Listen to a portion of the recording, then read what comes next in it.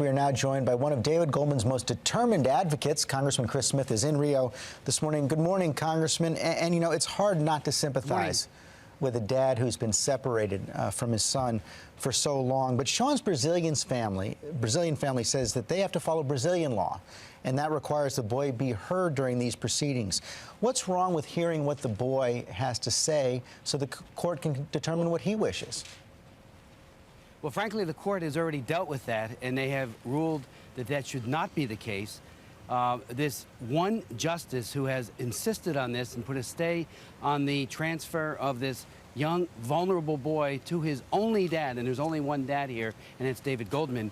You know, we do believe this will be overcome. There's an appeal that will happen today, and the abducting family, and again, this man who has custody of Sean Goldman is not the father. He's not the stepfather.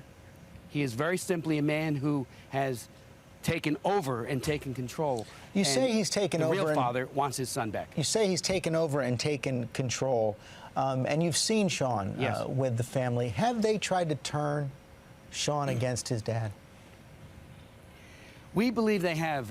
You know, it's to the point where after visits, and I was there for the first visit after 4.5 years last February, and I saw a bond, a friendship, a love between father and son that was overwhelming.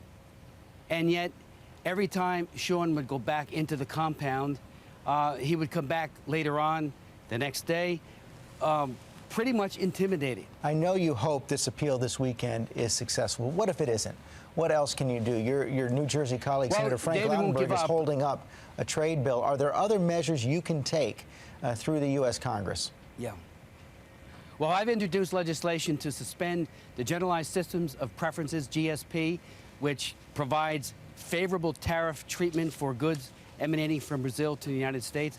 I've also introduced a comprehensive bill called the International Child Abduction Act of 2009, would establish an ambassador at large, a very robust nerve center within the Department of State to work the issue. This needs to be done country to country. Otherwise, it's a David versus Goliath story, and that's exactly what has happened here in Brazil for the last over 5 years. If that doesn't happen, and if it turns out that Sean Goldman is dead set on staying in Brazil, the only life he's really ever known, will you urge Mr. Goldman to work out some kind of compromise?